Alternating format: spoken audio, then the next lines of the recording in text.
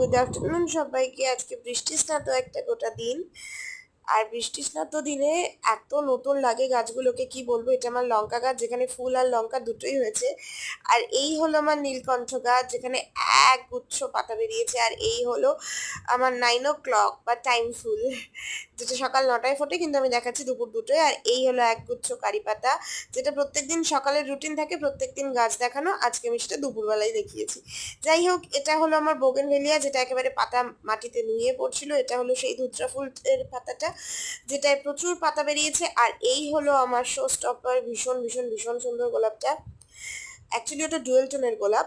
আর এটা হলো আমার গন্ধরাজ থেকে পাতা বেরিয়েছে। আর এটা হলো মানি প্ল্যান্ট।